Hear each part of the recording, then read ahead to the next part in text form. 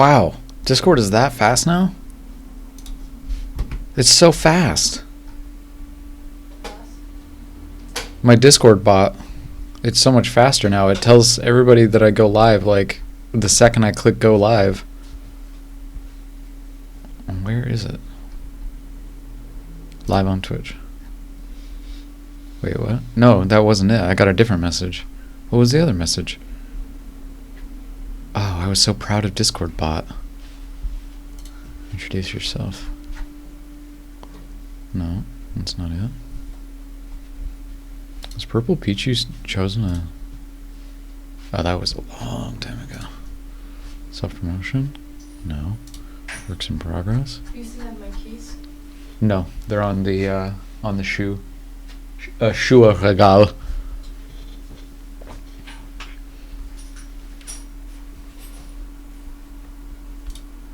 Pixel Art Delise.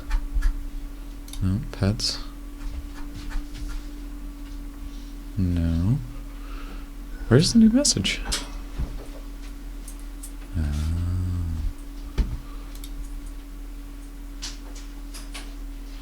Well, as we get going, I would like to welcome everyone to the stream. I will be, as the title says, hopefully, streaming If on a Winter's Night for Travelers. We're going to start off that way. And then, depending on various factors, we might go in and play a game from one of the community members, or two of the community members, I believe, because it's by Rinzai and Dream Cartographer, but I don't know if they're going to show up. And if neither of them show up, I probably won't stream it, but if one of them does, then I probably will stream it. But yeah, just wanted to welcome everybody to the stream. Ask how everyone is doing. Phantom message from Corvidash. Yeah, I got a ping, but I don't know why. Okay. Am I peaking my microphone? Is that happening? Because it says every time I talk that my microphone is peaking, but I don't know if I believe it. Peak my microphone. I'm inclined to say no, but if I'm talking directly towards your sound is moderate, not too loud or soft. That sounds just perfect. You know, the middle path. On my end, it's fine. Okay, cool. Well, I'm going to turn myself up just a touch, just a teeny touch. We're talking like 1 decibel. 1 decibel. To hopefully make that a little more consistent in case I lean back or start rapping.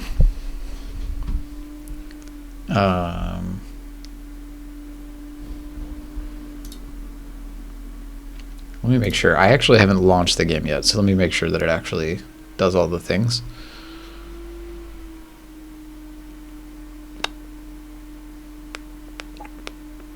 How's everyone doing? Anybody have any projects that they want to talk about? Because I'm technically not supposed to start for 6 more minutes, but I figured why not start now? Let everybody get in here.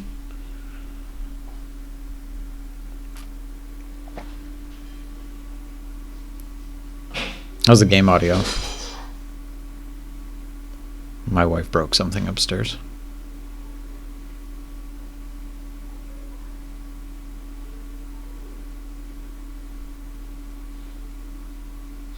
Can't hear any game audio. Okay. Oh, really? I have to do that? That's highly unfortunate. I have to Alt-Tab out of the game.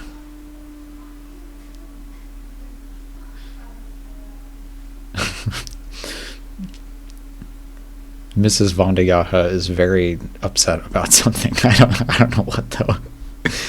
Okay, let's crank that shit up. And then let's click this button. And give it a little volume boost. Yeah, presumably about the broken thing. Okay, so we make that louder. The broken thing is an objective correlative. It's actually incredibly powerful to break an objective correlative. I mean, you think about it, right? Like if the object is representing something, Like you can have an objective an objective correlative represent the couple, right, in the scene that are having an argument, and you could either have the couple say, you know what, I'm breaking up with you, or you could have them fight, and then one of them breaks the objective correlative, right? So let's say, I don't know, just for some random example, one of the characters is holding a spoon. And the way you describe the spoon is going to be very important, right? If it's a cheap spoon, that means the relationship is cheap.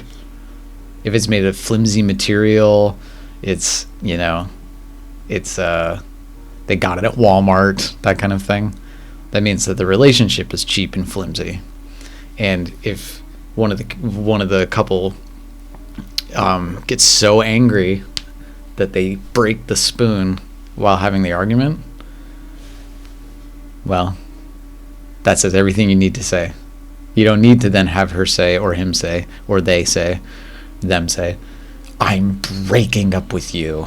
You don't need it. You just have the flimsy cheap spoon break, right? Versus, thinking for another example, they're breaking up. Yeah, exactly. They're breaking up. The spoon breaks, they're breaking up. Whereas if the spoon was, I don't know, passed down generation after generation, that's familial heirloom, right? And it's made of like this incredibly strong material, silver that was mined from the really important silver mine, and that breaks, like whatever just broke upstairs again. I don't know if you heard that.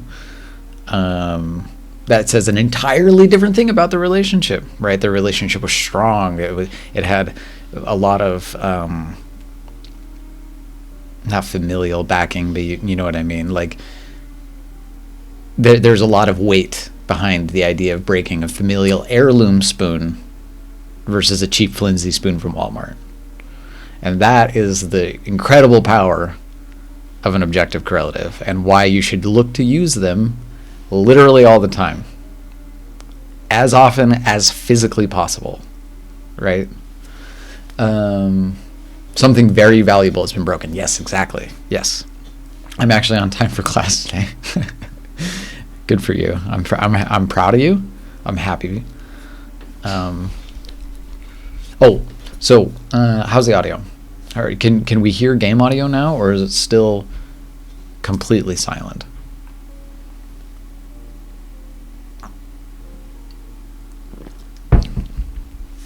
It sucks that there seems to be no in between. Nothing betwixt.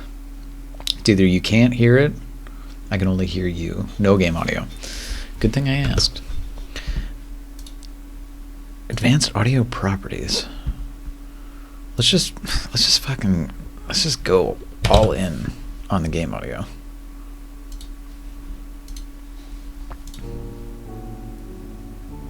Still nothing?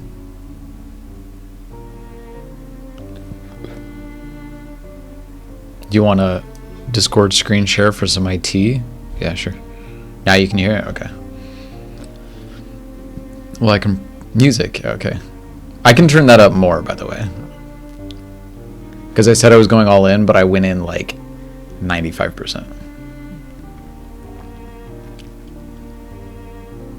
It's actually perfect. Excellent. Excellent. I love when I guess correctly. It's fairly quiet, but your voice is more important. Yeah, right. Yeah, I would hope so. Because then I wouldn't have anything interesting to say. All right, so we're probably going to get started now.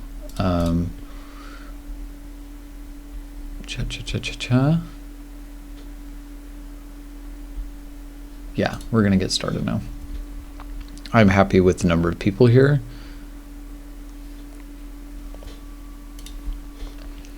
Sorry, whenever people drive by, they can always... Oh, yeah, that reminds me. I can always, like...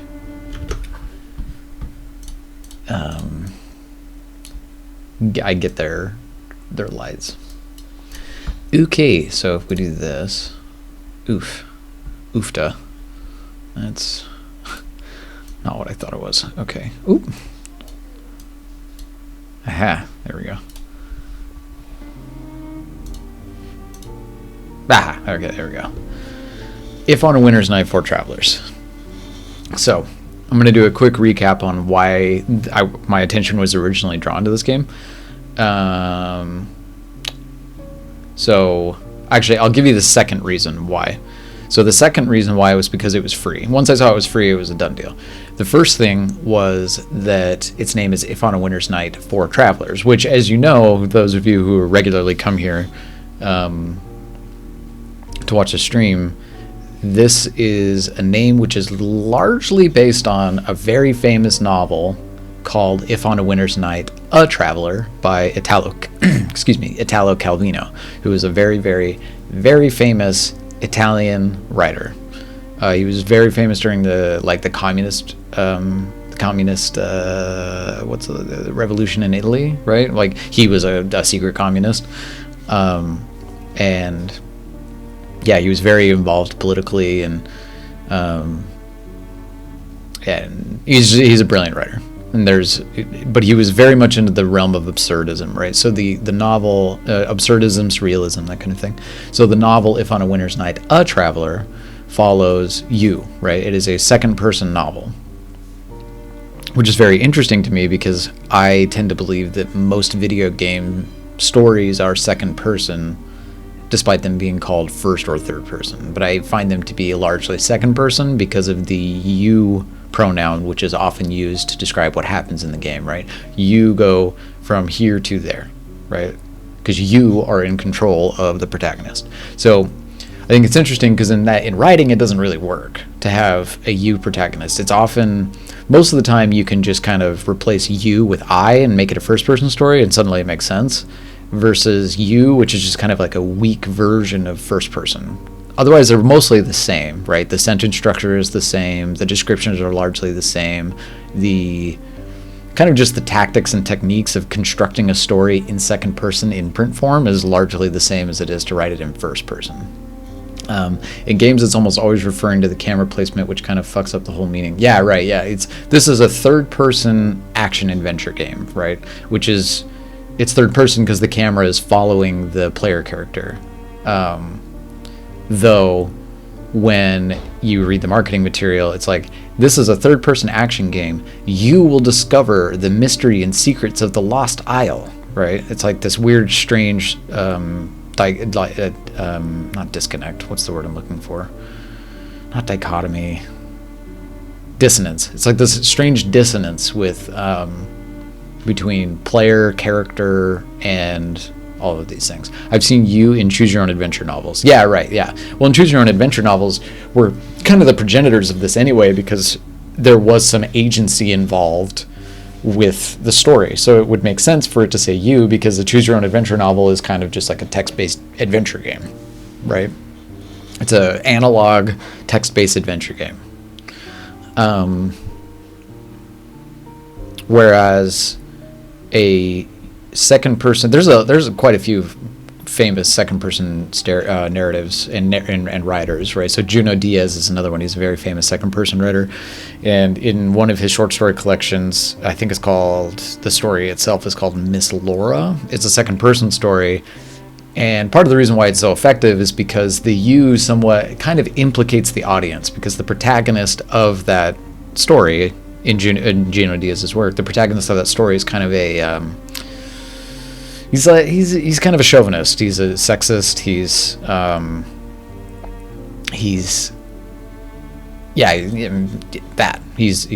a misogynist, right?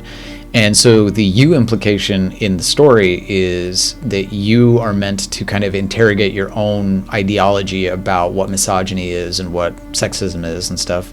And so in that sense, it is kind of effective, but at the same time, I also probably would have been effective as well. First person, right? First person might have been. I think the Junot Diaz story is one of the most effective uses of it. But even still. And then another one is Jennifer Egan. One of her stories in A Visit from the Goon Squad is written in second person. That's very good. That's a very good story. Again, could have been I.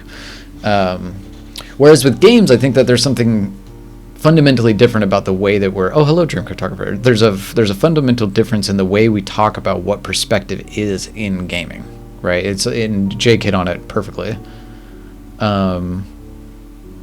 which is that there is a somewhat of a dissonance, a disconnect between the idea of the player character and the player. This looks so cool. Oh my gosh, yeah, it's beautiful. I'm very excited to start playing it. Maybe I should end my preamble now. But basically, the name itself is based on an Italo Calvino novel called If on a Winter's Night, A Traveler. And you might have to lurk through it. Yeah, it's okay.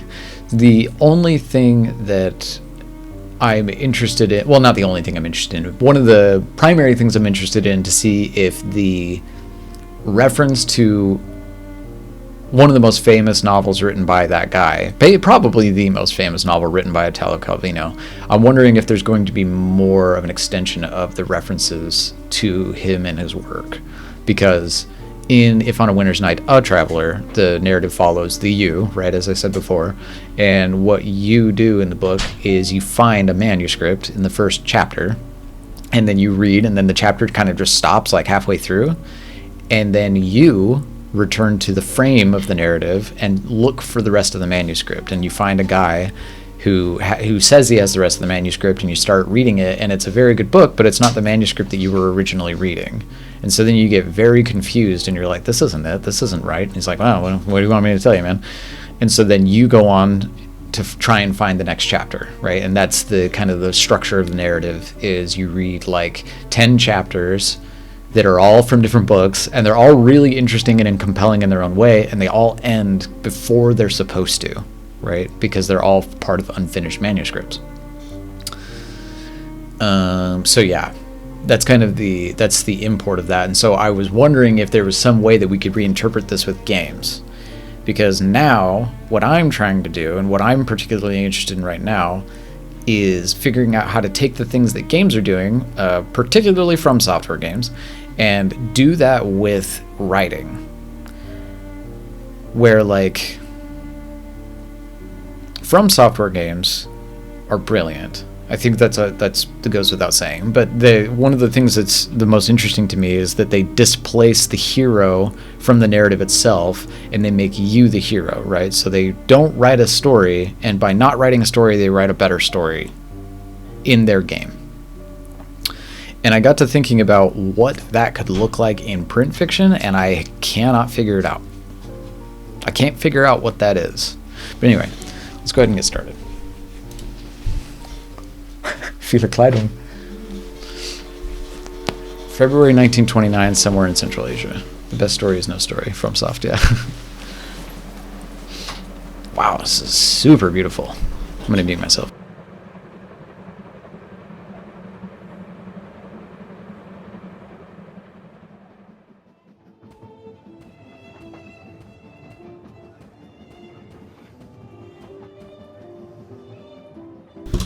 Young man, is everything all right, young man? You seem agitated. Are you not enjoying yourself? Oh, yes, certainly. It is a lovely party indeed. It is, isn't it? Such delightful costumes and the music exquisite. Oh, but where are my manners? My name is Layla. I'm Carlo. Pleased to meet you. Sweetie, what is wrong? I can tell there is definitely something on your mind. Are you looking for somebody? Oh no, it's just that I know it must sound peculiar, but I can't seem to be able to recall how I got here. What do you mean? Surely you must remember something. Well, I was at that hotel in Rome. That I do remember. Okay, so there's our first reference.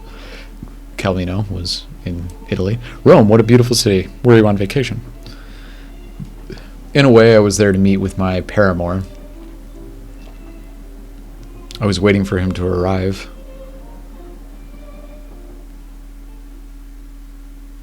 Okay, we are already definitely seeing references to If on a Winter's Night, A Traveler. Ah, beautiful Rome. So glad to see you again. Still as majestic, as decadent. And of course, as loud as ever. Oh well, I'll sleep when I'm back in Turin, I guess. Turin. What time did Patrick say he would arrive? I'm sure I left his telegram around here somewheres. Ah, here it is. My shooting star, thrilled to see you. Please check in at the Grand Roma. Everything taken care of. We'll be there around noon. Love, Patrick.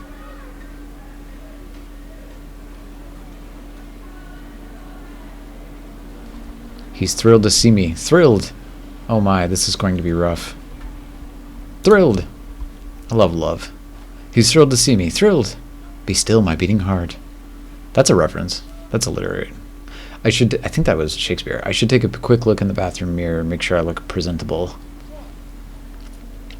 Okay. And also check if room service delivered the flowers I ordered. Everything needs to be perfect.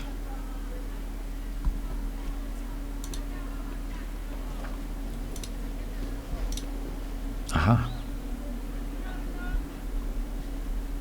Radio. There's even a radio in the room. A radio! This place really has everything. I wonder how this works. I think I'd better leave it for Patrick. Main door. Flowers. Great! Room service delivered. But I should move them somewhere else. They stand out a bit more.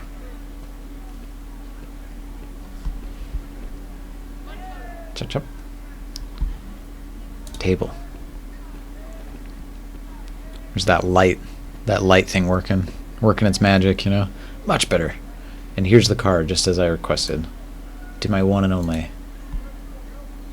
He's going to love it. Bar. Okay, I was supposed to look for a mirror. Let's head back into the other room, shall we? Surely this is to the bathroom. I can't believe this game was free. What the fuck? You lucky handsome devil, you. You really hit the jackpot this time. Wow, they even put like his... What if he's the one, the real one? They put his reflection in the mirror and everything. Can you imagine? Having to tell Mom and everything? Okay, you know what? We'll cross that bridge. When and if we ever get to it. For now, you look just dashing, young man.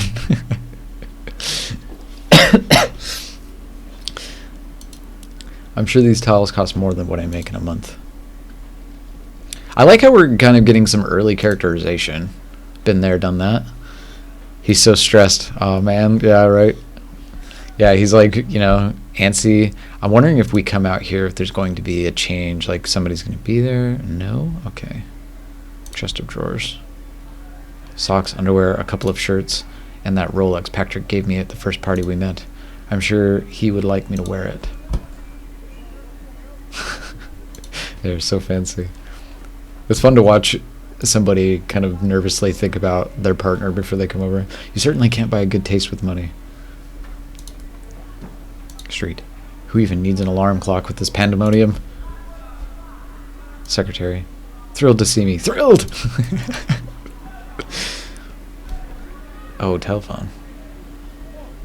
So am I waiting for him or am I going? Room service, one of the greatest inventions of humankind.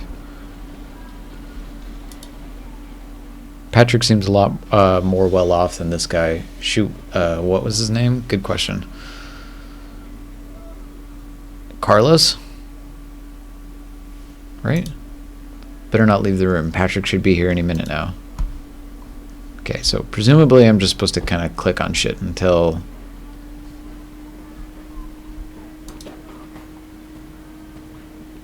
Patrick comes. Oh, I see. It's market day. What a racket. Roman bust. This reminds me of that party. Actually, I don't remember that much about it. Just that there were togas involved. Patrick loves the whole Roman emperor aesthetic.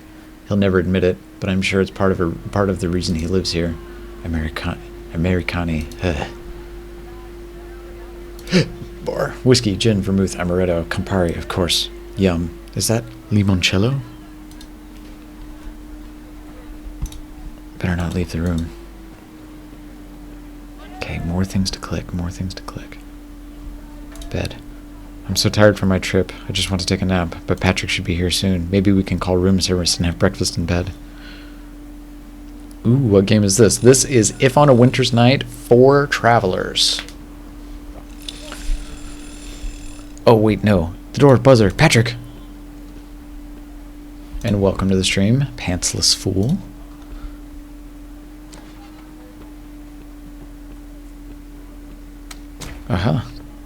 Carlo! Oh, his name is Carlo. Patrick, so happy to see you.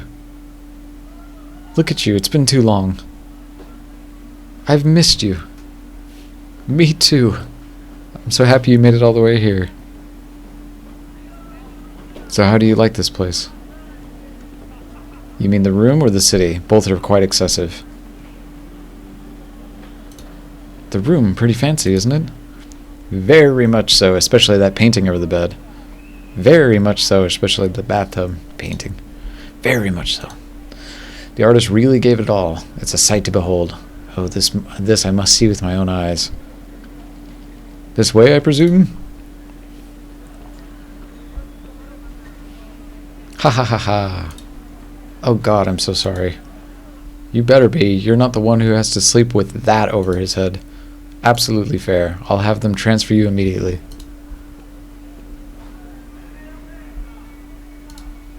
Look at this amazing bed, though. Wink, wink. What do you say? Wouldn't you rather get a drink? We should really make the most of that amazingly equipped bar I saw in the living room. Even if it's only solidarity with my fellow Americans suffering under the grip of the Volstead Act. Oh, so you two are, Corbin and Pantsless are familiar? You are acquaintances, as it were, or perhaps friends. Are you serious? It's not even noon yet. Oh, sure, coming right up. Come on, you're in Rome. When in Rome, drink alcohol at 10. That's my bambino. Let's do this.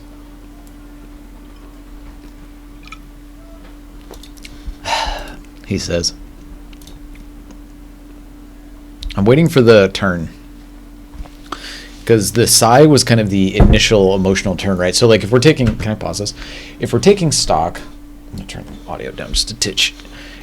If we're taking stock of what's happening, right? Entering emotion. With prohibition back home, I don't blame Patrick. Yeah. If we're taking stock of what's taking place in the narrative so far, the entering emotion for Carlo was, what? Jitters, nervous... and a little on the fence was the sense that I got, right? Because we got an option to say, oh, what a bummer that Patrick's coming. Like, this is going to be difficult. Versus the other option, which was like, I can't wait, you know? So, gay panic. Yeah, maybe. It's totally possible. Yeah, it could absolutely be something to do with that, right? Although I have really appreciated that there's just two gay characters. I just have really liked that. Like, not quite gay panic. Yeah, right. Yeah, well, you know, it's the 1920s. I mean, I don't know what Rome was like in the 1920s, but I would imagine that it might not have been as nice as it is now, and it's not nice now. So, but I've enjoyed that the game just very confidently had a gay protagonist, and we just carried on. You know what I mean? Like, it didn't, like, it wasn't a cause for pause. That was cool. But anyway, so the idea that we had was of Carlo coming into the opening scene was that he was nervous, jitters, a little on the edge, but he was concerned about looking presentable, right? I think that much was clear. Like, he wanted to make sure that everything looked right, you know, like he put the flowers on the table, put the watch on. I mean, once again, we're talking objective correlatives here, right? Like, he put on, because he said in the bathroom that the towels cost more than he makes. The towels. Meanwhile, he walks out and he says, this is the Rolex that my boyfriend gave me. Presumably, that Rolex is worth way more than those towels. So we get a little bit of a class discrepancy between the two characters, right? We get this sense of, like, they don't come from the same world. And literally also because one comes from America and the other one presumably from Italy. But it's interesting to put on wealth, right? He's wearing it. Kind of like I wear a suit to a wedding, despite a suit being, it could not be further from who I am in personality. You know what I mean? Like, I am putting on class. I have no class, but I am putting on class. He is wearing wealth, though he is not wealthy, to impress his boyfriend. And he's moving, you know, a thing of flowers into a better site. And, you know, all of these are objective correlatives, and they're all intentionally placed in this world, and they should be paid attention to get the whole, the entirety out of the story, right? So those are things I'm tracking, because I'm also still waiting for this emotional turn, because we got a little snippet of it where he sighed as they went back in to get drinks at the bar. So something bothers him about that, right? I have no idea how it was either. How what was? Sorry, I forgot what I said. Bar. So one for Patrick, one for me. Drink, Patrick. Cha-cha. Salut. Cheers. They use each other's salutations. Cough. Have you seen there's a radio and everything? Did you try to find some music? Oh, it didn't cross my mind, but feel free to if you want. Don't mind if I do. There. Isn't that nice? Just like scratch. Oh, by the way, those flowers are for you. I should show you the bathtub next. It's quite the thing. Let's do flowers. Oh, by the way, those flowers are for you. Oh, I don't know how acceptable it was to be gay in the 1920s Rome. Absolutely no idea. Yeah, agreed. I'm in accordance. And look, they came with a card. One second.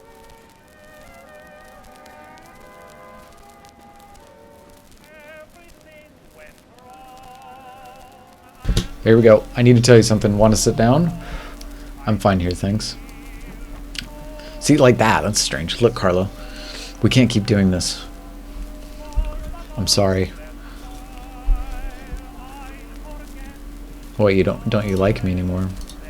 Come on, Carlo, you know it's not that. I think we got our answer. I like you, but that doesn't mean that or maybe we didn't get our answer. Look, you know just as well as I do that it wasn't meant to last. Don't play dumb now, please.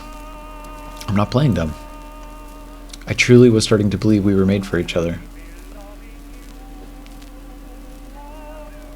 And where exactly did you get that idea? I'm not doing a very good job of reading these. Well, in your telegram, for example, I have no idea what you're talking about. Are you the one playing dumb now? Here, let me get it from the other room and I'll show you. You're exhausting, Carlo.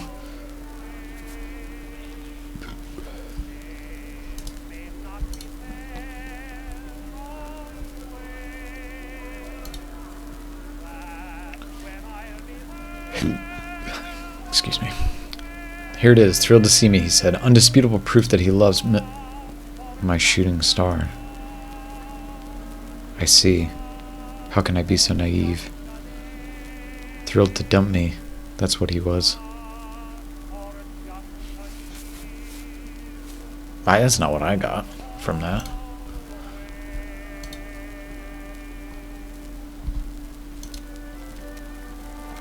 Your shooting star, of course.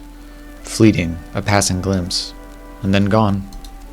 Is that how you justify it to yourself? I'm just some crazy adventure. Or did the deuce put the fear of God in you? It's not that. What's the deuce?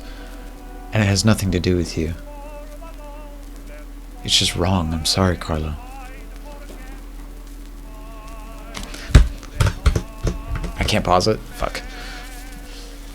The deuce. Yeah, like instantly Stewie came to mind. It's like, what the deuce? What's the deuce? By the way, this is just like excellent writing so far. Great scene structure. It's excellent scene structure. It's set up perfectly. We have a great payoff. There's conflict. There's desire. There's we haven't gotten to resolution yet, but we'll get there. We have objective correlative. I'm so impressed. I already love this so much. Wrong? How can this be wrong? Oh, you surely can't be serious now. I love conflict. How can this be wrong? How can this be wrong? The only thing that's wrong is having to hide it. But things will get better one day. They have to. I want to like hit the table. Look, I don't expect you to understand. But I have read these articles, these medical journals. Carlo, there are doctors. Oh, this is fucked. Fuck. They can help. They have this new therapy. I'm going to tell my wife everything. I know she'll support me. She and I will go through this together, discreetly. I know we will be stronger for it in the end. Oh, Patrick.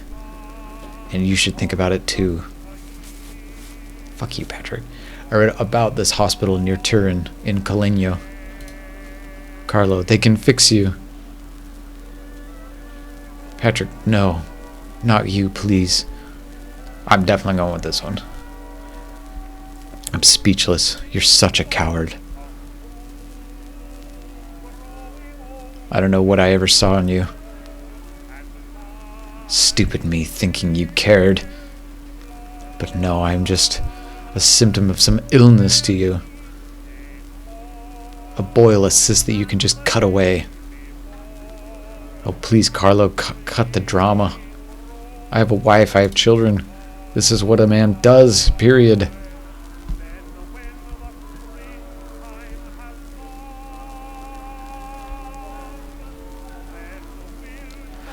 I can't imagine that these actually mean, like, it really super matters which one I choose, but, like, they're surprisingly difficult. Spare me the excuses and just get out of here. It's kind of like making an aesthetic choice, you know? A snake is what you are.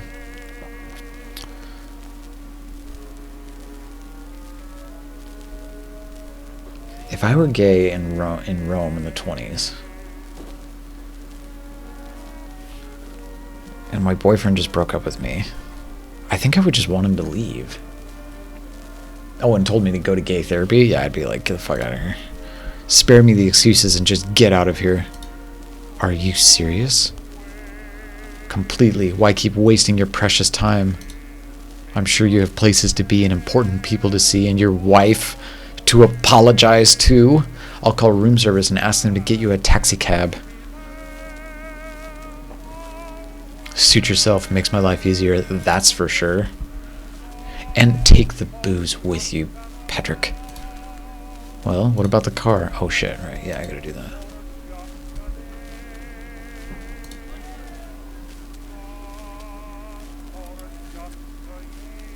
Room service? I'd like to arrange a pickup. Yeah, a regular taxi cab will do, nothing fancy. Owen, Patrick Owen, room 1046. I don't know. Good riddance. You're goddamn right. Achievement unlocked. Good riddance. You said some mean things, Patrick. Oh.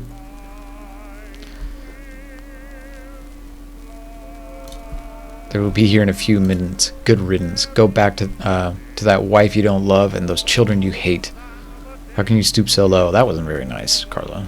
He probably doesn't hate his kids. You are worse than sick, Carlo. You are deranged. But fuck Patrick, though. You know, I am so sorry for you. I think I'd rather wait downstairs in the lobby. Yeah, that was what I was telling you. I was telling you to leave. Move away. I'm done with you. I'm not standing near you. Then what are you waiting for? Don't let the door hit you on your way out.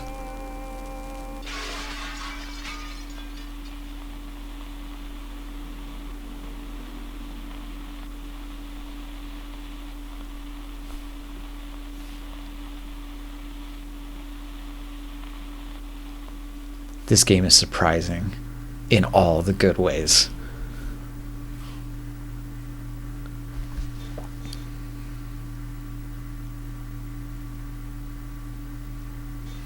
Oh, do I have control? No. You're just typing something's gonna break. Do I click? Do I...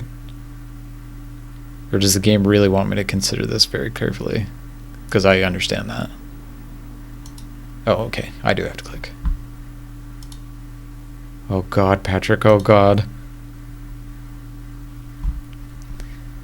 Well...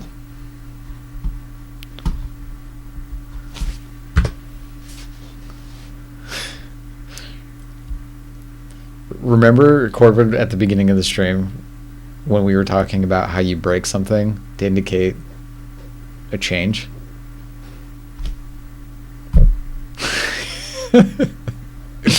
What the heck just happened? Well, I'll tell you what happened. Patrick, our American boyfriend, came to visit us in Rome, but he said that we are sick because we're gay and that he wants to go back to his wife and that we should seek like doctors to receive treatment for our gayness. So then we called Patrick a cab so that he could leave the hotel, and good riddance to the snake. And then the argument got a little heated, and Carlo shoved Patrick into a glass table and he broke his head open and died, I think. Was that the booze table? That was the booze table, yeah. Now, let's talk specifically about it being the booze table. A lot of shit was built into that. A lot of stuff. Patrick wants to drink at 10 in the morning. We get the option to say, are you sure you don't want to skip that? It's not even noon yet. Should we be drinking? And then he says, jolly good, let's drink. And the main character sighs. So he clearly has a problem with this, whether it's Patrick's drinking problem or it's some other drinking. Maybe it's his own personal drinking problem. Maybe it's just his problem with the concept of alcohol before noon. I don't know. But there is some problem related to drinking and his boyfriend, ex-boyfriend. Then, at the height of their argument, after all of this horrible thing, all these horrible things that his boyfriend says to the protagonist, he kills him at the booze table, smashing all of the glasses in the glass of the booze table. There's a lot to unpack there. But there's definitely a lot of meaning stuffed into that. A lot of really important things.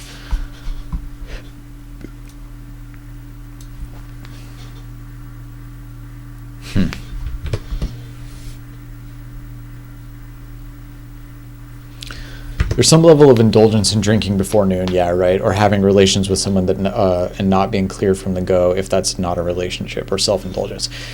So here we go. I think that's kind of interesting, because what that means is, if we're using the objective correlative to represent a person, is that the protagonist, Carlo, was an indulgence, right? He was an indulgence, and Patrick acknowledges the fact that he was an indulgence. He calls him a shooting star in the letter. He says that they're sick and that they need to fix this problem, right? And then we get the roles reversed, and Carlo is not going to accept being considered an indulgence, so he literally kills his fucking boyfriend at the indulgence table. Right? I think that's it. I think that's definitely what we're meant to take from that whole concept. Is that Carlo refuses to be considered an indulgence. But I have no problem drinking at all. Hell of a crime of passion. Yeah, right. Well, it's just, it's so symbolic. It's so meaningful. There's so much. It's so pregnant. You know what I mean? Brilliant. Brilliant scene structure. Oh, no, that's not what I meant to do. I'm going to save the game real quick, though.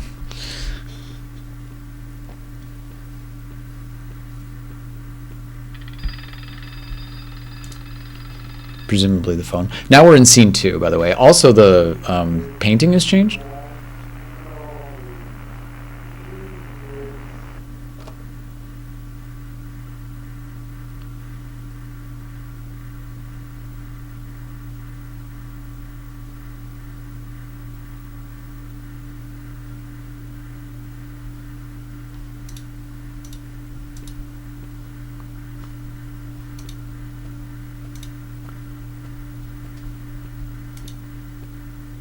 Good morning, Rinzai.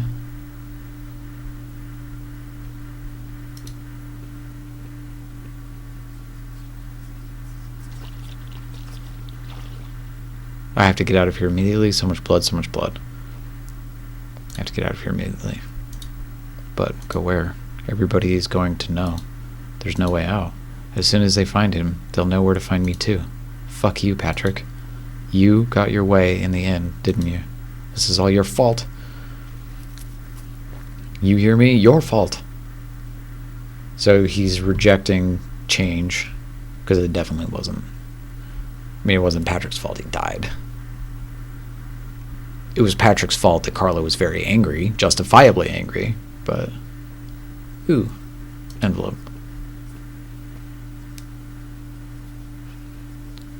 This is if on a winter's night for travelers. To some kind of masked ball? RSVP not required. So this is supposed to be a mask? It slithers. It's a great verb. Okay, so he killed himself.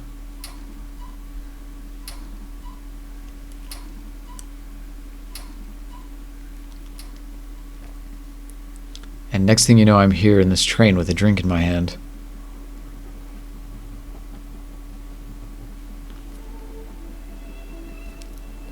And now this all feels unreal. A silent room was the achievement. Like a strange dream, like I shouldn't really be here. Oh dear, what a terrible experience that must have been. I'm not surprised that you're feeling disoriented.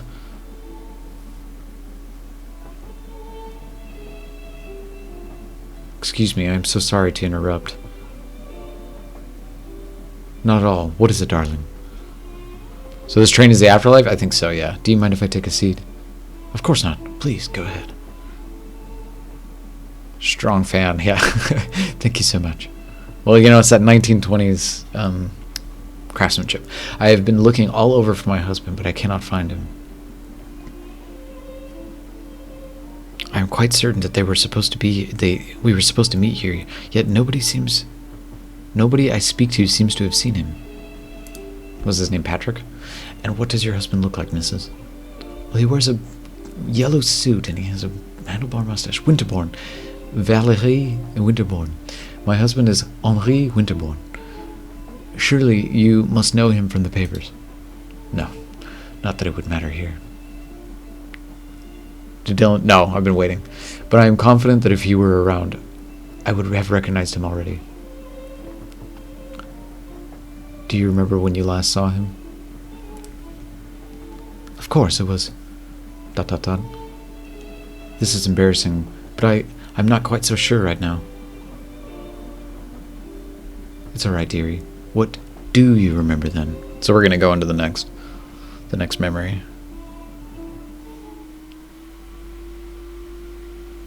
He was not in the players, and don't call me Shirley. The slow vanishing of Lady Winterbourne.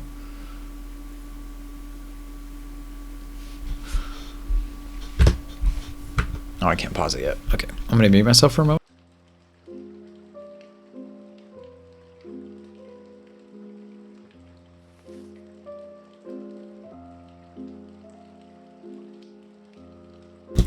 The pixel art is just gorgeous. I love the details that they add. Like the moving of the hair and stuff like that. Like it's wonderful stuff.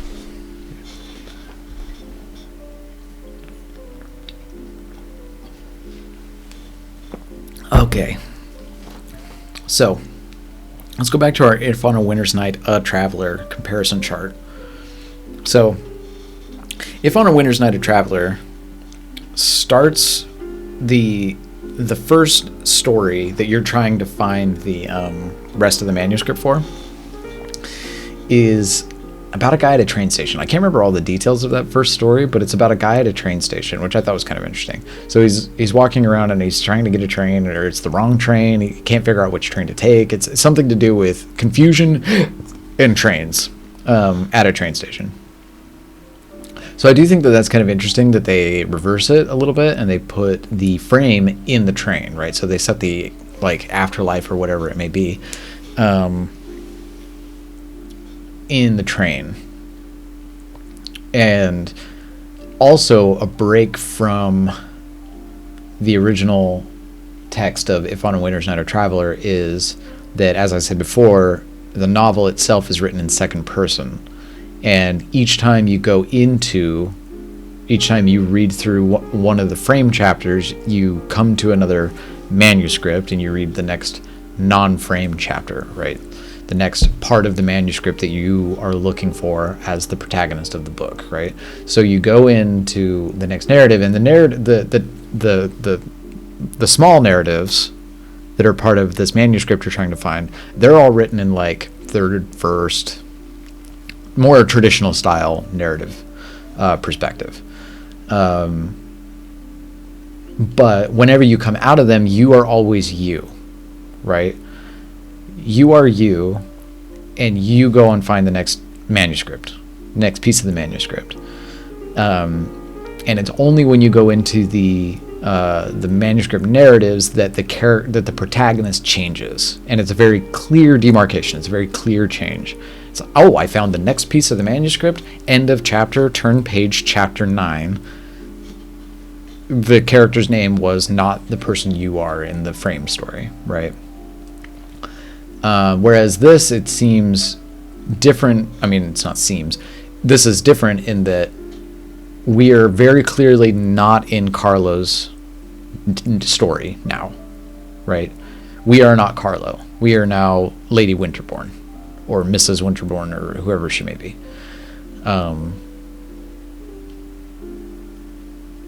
Which I find interesting, just in terms of the comparison chart, because once again, I mean, it's like if a game had been released and it was called A Song of Ice and Hot Things,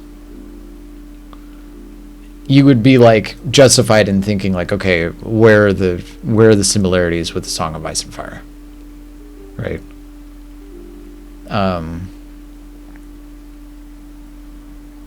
Star battles.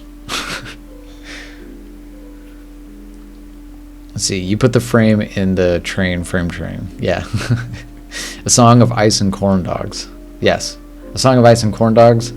You would be wondering where exactly the crossover between weird state fairs and George R. R. Martin's landmark fantasy fiction. You'd wonder where the crossover between those are. So I can't help but look for it, because for me, I mean, If on a Winter's Night a Traveler was like a formative novel. I think I read it when I was 19, 20. And Lard of the Onion Rings. And it really stuck out to me as a book that I thought maybe potentially I would want to write something like. I ended up not going in that direction, but at the time I just couldn't imagine anything more interesting and innovative. And so I'm just always going to be thinking about that. I'm always going to be trying to find the crossover, which I think that there's enough that you should be thinking about it, right? I think that, or that the developers themselves were thinking about it. I don't think that they were just like sitting around one day and they're like, what should we call our game? What should we call our game? And then somebody was like, If on a Winter's Night, 4 Travelers. Because it's about 4 people. And then everybody else was like, that's fucking brilliant. We should go with that name. Like, I'm pretty sure somebody had read the book. If on a Summer's Day, 4 Slackers. That sounds like an early 2000s comedy movie starring Justin Long. Save game. It's already saved. Let's see. We're at 54 minutes. I'm thinking, because we're going to play, now that Rinzai and Dream Cartographer are both here, we're going to play their game. The question is whether or not we're going to do it now. If on a third turn, storm off. If on a... Never mind. I'm not going to think of anything. I was going to try and come up with another magic thing. I was going to do an Amulet Titan reference. My favorite modern deck.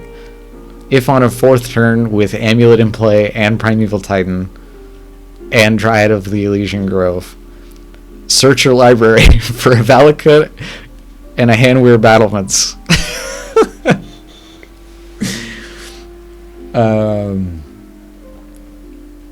If on an Amulet, it's prime time. Yes, there you go. There you go. That's way better than mine. That's so much better. Mine was truly heinous. These are just sounding like AI code snippets. Yeah. I think that kind of ends up what chat sounds like, though, right? Like, I mean, I don't mean to insinuate that, like, that you are all not saying anything of import, but, like, it's interesting to go into a big streamer, like a big streamer's chat, and just look at the comments. Like, I'm amazed at how many people just type KEKL or KEKW. It blows my mind. Does that cause concern for anyone else? It's so strange to me.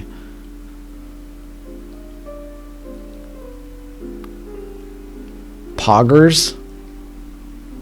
I don't fucking get it, dude. I don't get it.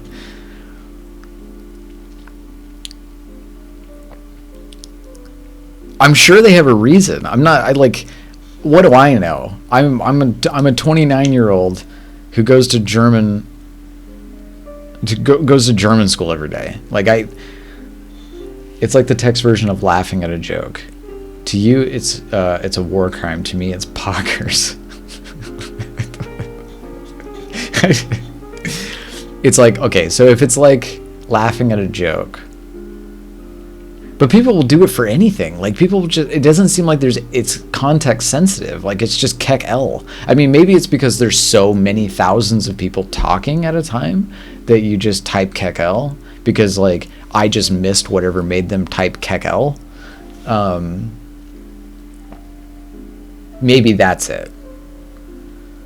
But, like, because when I'm watching a stream, I don't, like, the chat is the least interesting thing about the stream to me when I'm watching one. The only thing, because I also don't really watch, I watch streams to get better at specific things. Like, if I most of the time I'm watching a Magic stream, that's mostly what I do. I watch Magic streams. And it's mostly watching people who are good at Magic because I'm trying to learn what they do and why they're good at Magic, right? And I very rarely interact. I'm guilty of it, saying mood when something relatable happens is basically the same thing. I suppose. Yeah, I suppose it's similar. I think probably everybody has a version of this, right? Like, when I'm texting somebody, I say ha ha ha ha and I'm not laughing. I'm just acknowledging that something is humorous. But rarely am I actually laughing. Like, ha ha ha ha, you know, rarely. I don't know. I mean, I'm asking because I am a little bit genuinely curious. Like, I do kind of want to know why. Like, what did I miss? And I think that Corbett is pretty right in that regard. The death of one man is a tragedy. The death of millions is poggers. I noticed that and pegged you for a zoomer. I hang around with enough people who say it. I see. Dylan is based. I have no idea what that means. I've seen based like 100 kajillion times and I still don't know what it means. What does based mean?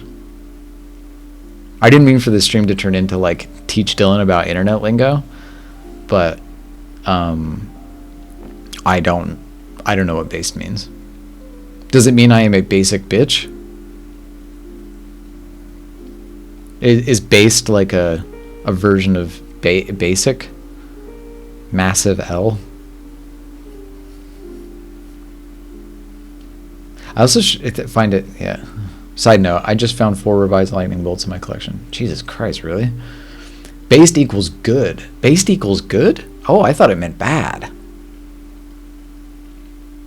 God, here I was scrolling through Reddit. No, the opposite. So based is if on an afternoon 4 lightning bolts. If on a based 4 poggers, your based means you're cool. No, but now you're cringe.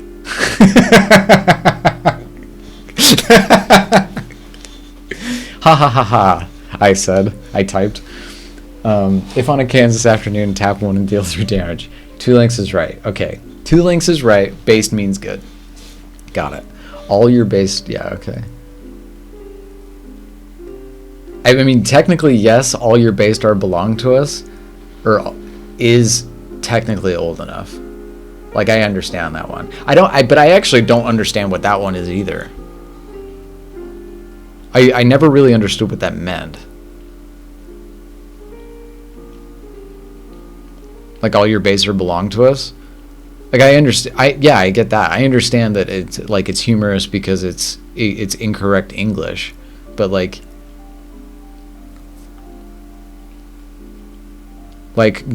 Ghost Street Farm overbridge down there. It's like, that's not humorous. So why is all your base star belong to us humorous? It's from that video game. Oh, okay. That's the extent of the humor. That's the only reason. Okay. I also find it strange that jokes are now called memes. Like, I've literally heard people say, like, yeah, that's a meme. I'm like, what do you mean that's a meme?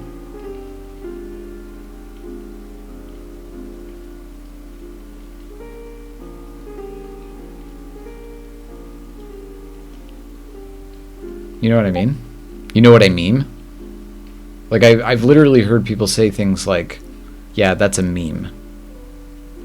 Like, what did you think of the new Magic the Gathering set? And they're like, oh, that's such a meme. I'm like, what do you mean? What does that mean? That's such a meme. Because the term meme doesn't mean what you think it means. Meme comes from memetics. I think of them as quite separate. Sometimes memes aren't even jokes and are just references. Yeah, yo dog, I heard you like it on our Winter's Night 4 travels and your internet travel while you travel. Okay. So, we're going to talk about what a meme is for a second. A meme comes from memetics, okay? And memetics comes from Richard Dawkins, not Charles Darwin, Richard Dawkins. Richard Dawkins wrote about memetics, and what he was saying was that the study of memetics is the study of memes, and a meme is something that is a mind virus. Right? That ideas are a virus, and that they propagate and replicate themselves, and they infect hosts. Okay? So that's what a meme is. And what he was trying to say originally was that religion is a meme. It is a particularly effective mind virus.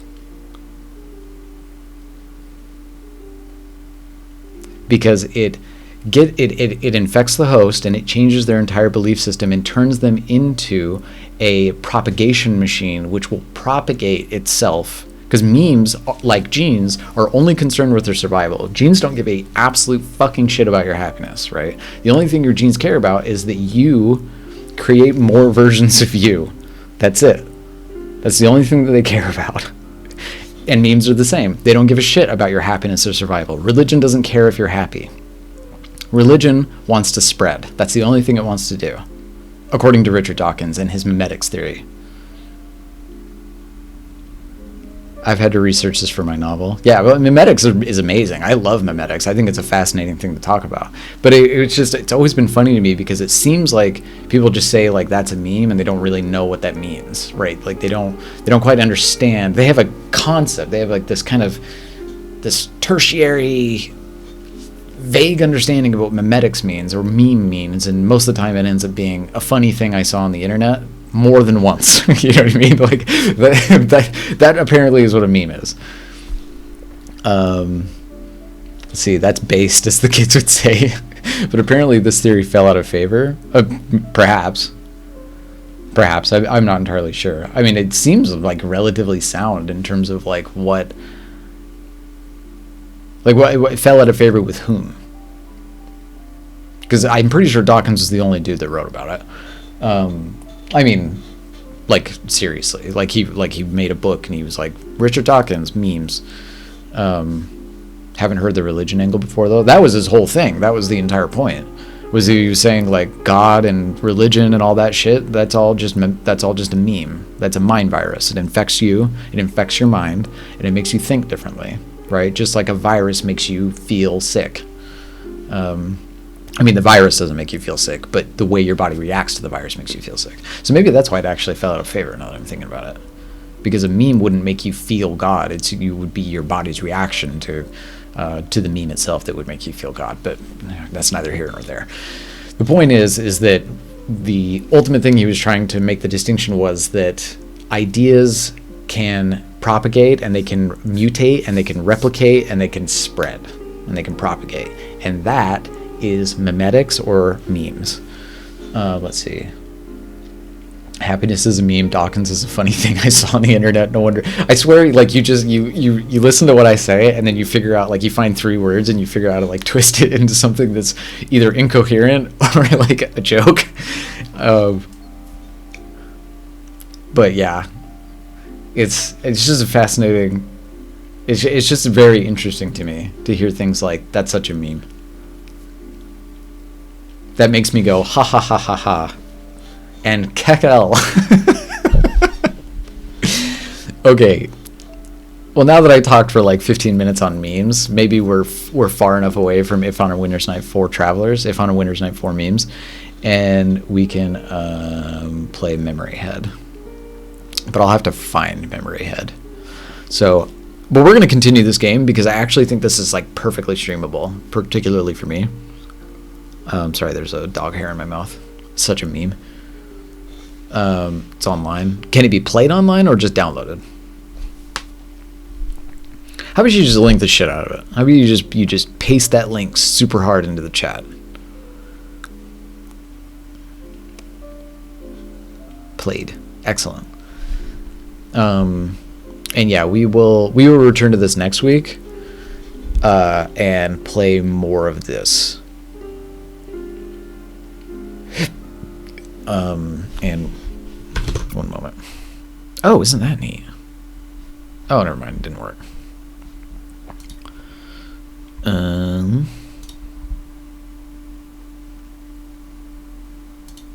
Aha.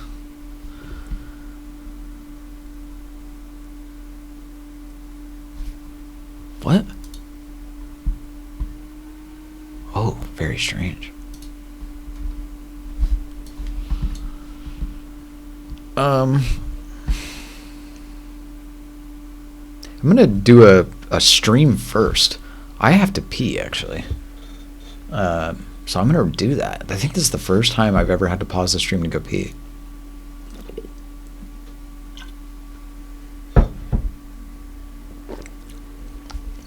The devs of If on a Winter's Night 4 Travelers better have a Ko-fi. What's a Ko-fi? Or a pay what you want on itch. Yeah, I should look. I know that they came out with another game. Let me see if I can find that real quick. Because they definitely deserve all the love and success. That was... Oh. It's like, what in the fuck is that? Okay. Dead Idle Games is their name. I thought they came out with something else. You can buy the supporter pack on Steam. It's $4. Which, like, I'm going to buy that. Let's see. Ko-fi is a digital tip jar.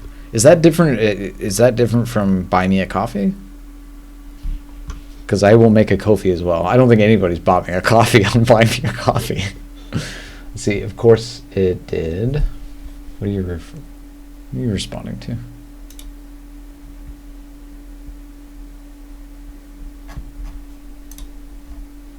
Of course it did. It's terribly derivative and thereby hypocritical. Top of portrait writes book on how memes spread like viruses. Bottom of portrait book spreads virally. Okay. Ko-fi is like a Patreon, but it's like pay what you want now, but not a renewing. Buy Me a Coffee is Ko-fi. Oh. Okay. And vice versa, same idea. Ko-fi is a little more similar to Patreon. So Ko-fi is like you can follow a particular creator and just drop in a couple bucks whenever you feel like it kind of thing. Whereas Buy Me a Coffee is like not quite so involved, I guess. Ko-fi is used more frequently. Okay, gotcha. Well, I will probably start one of those and not expect anybody to put any money in there, but I will just start one. So Kofi is like the espresso version, yeah. Well, no, Kofi is like Keurig. No, I guess Keurig is more like Patreon. Yeah, Keurig is more like Patreon. Because once you buy a Keurig, you got to keep buying the stupid fucking Keurig things until either the world ends or you don't want coffee anymore. Oh boy, Keurig is Patreon, yeah. Keurig is shit. It's fucking garbage. Buy me a coffee is a drip machine. Okay. And Kofi is a French press. Okay, cool. I like French press more. I am more likely to do drip coffee every single day, and then occasionally on a weekend I'll pull out the old French press, but I always say, every time I use a French press, I always say I should use this every day. I like French press much more. I didn't know what you could say I didn't know that you could say that on the internet. E-transfer is crushing your own beans with a rolling pin in a plastic bag, then making cold brew in a jar.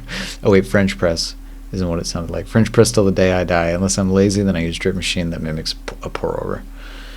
Yeah. All right. Y'all do the shit. Y'all do the chatting. I'm gonna go pee, and then when we return, we will play the memory head as constructed by Rinzai and Dream Cartographer. Plus sign.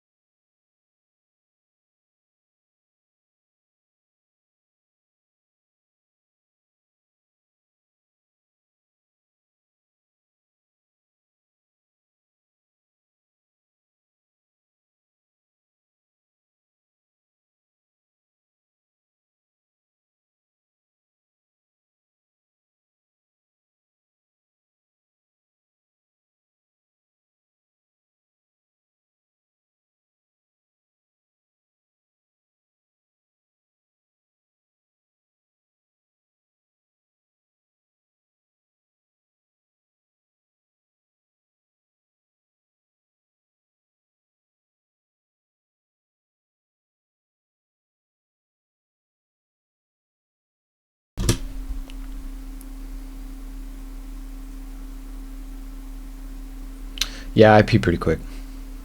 You want to know my secret? This is going to get really weird. My secret to peeing really fast is I sit down to pee. Come. I never pee standing up. Never. I've tried to explain this before, but you and me, same page. I've tried to explain this before, but for me, if I pee, okay, imagine a milk bottle. Imagine like a big, like a gallon milk jug, right? And you want to empty this jug. So you turn it sideways and you set it down, and a bunch of milk comes out. Oh yeah, the dog. He agrees, although he pees like a traditional man. He hikes his leg up incredibly high and he pees on everything. On everything outside. He actually doesn't pee in the house like ever, which is pretty nice. But anyway, so you put a giant milk jug on a table and you watch the milk come out, right? That's peeing standing up. Then when you sit down, it's like turning the jug upside down. All of it comes out much faster. So, sorry. Thank you for answering that awkward question we didn't ask. You're so welcome. This is more for, I guess this is more for guys. This is more of a guy thing. Because I used to get made fun of a lot for because I would always go into a stall when I was out with friends at a bar or whatever. Like, what, do you got to take a shit? I'm like, no, I got to pee. I'm not going to pee in that. I'm not going to pee in the urinal. It's not going to happen. Never.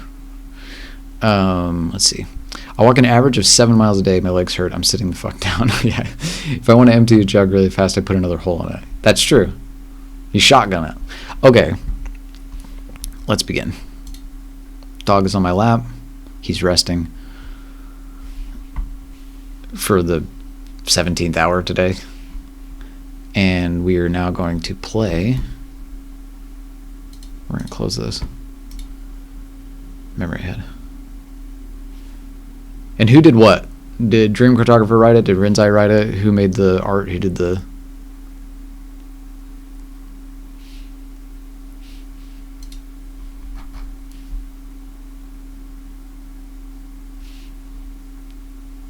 Waiting for Rinzai's repository.itch.io. Wrath of Wood program. Scroll down.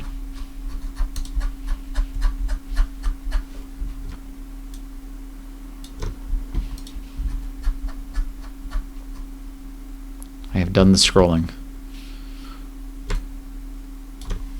It says that it's waiting for the repository. Scroll down on the page? What does that mean? What do you mean on the page? On the web page? Oh, I see. You mean this.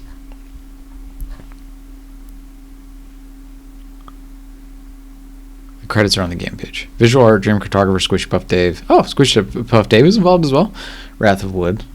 Writing, Dream Cartographer, Rinzai. Sound and music, Rinzai. Programming, Wrath of Wood. This game project is spearheaded by Dream Cartographer. Okay, so she's the lead.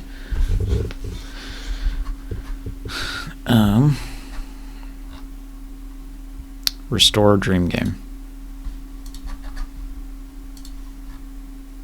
Okay, what am I doing wrong? Let's try this. Let's just try it in browser.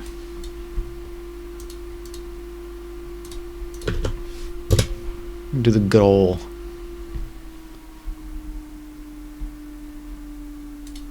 Looks like you just gotta launch and wait.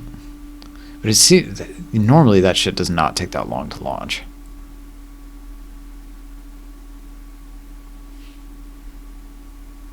No, I don't want to set this as default browser.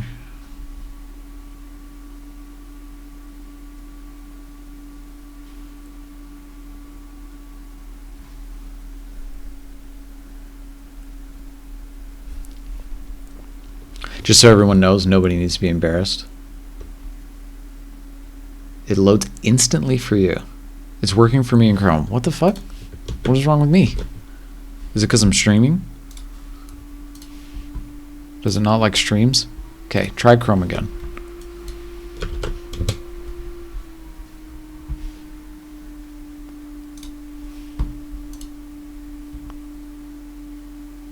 Huh?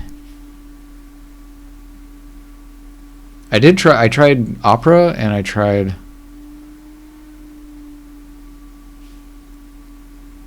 I am flushing Scarlet.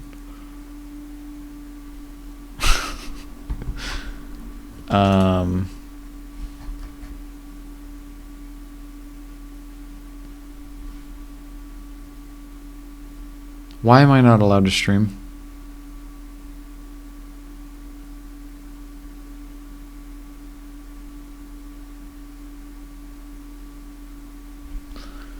I don't think it's your guys' fault. Like, if everybody... What do you mean, what's going on?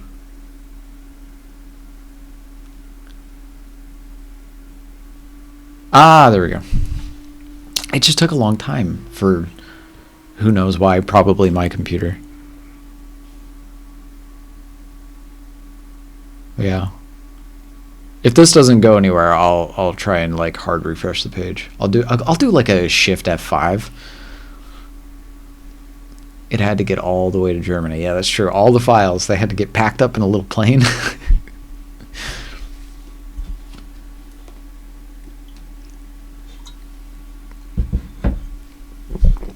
Yeah, maybe. It could be that the stream is slowing down, but I mean, I downloaded Hacknet the other day while streaming and then started playing it.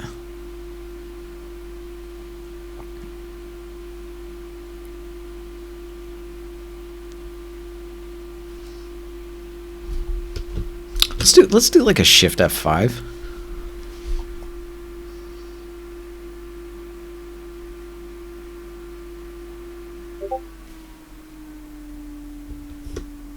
I received a Discord notification.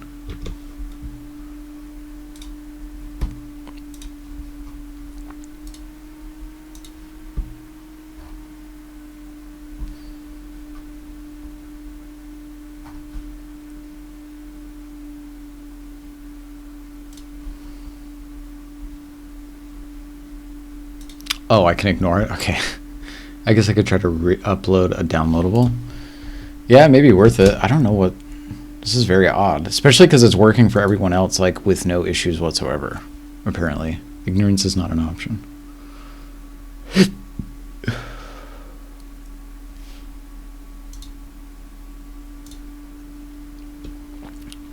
Okay, let's do a fat Shift F5 on this page. Just like hardcore. Run dream game. It's for later, okay.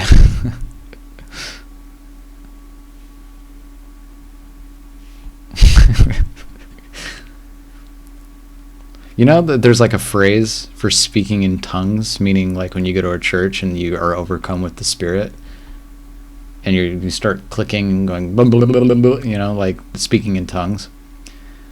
Some people, I believe, are afflicted with speaking in puns, where whenever they enter into a conversation, they cannot help.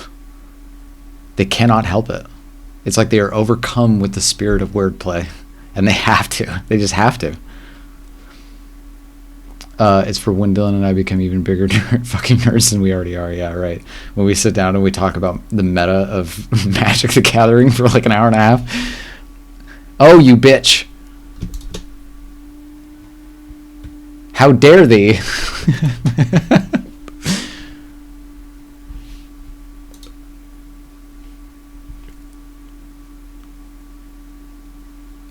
This is crazy. This is like the first time something has not worked on my stream. Like ever. Nothing has ever gone wrong. If on a spring day for dads. Someone post the link to the game again. Yeah, I mean, I just don't know. Have you got a downloadable up? Here, let's try this. I'm going to stop the stream for a minute, and I'm just going to try and start the game just to see if that has something to do with it. And then, because it's fine anyway. And then we'll just have 2 videos. That's fine. So stop streaming. I will talk to you all in a moment.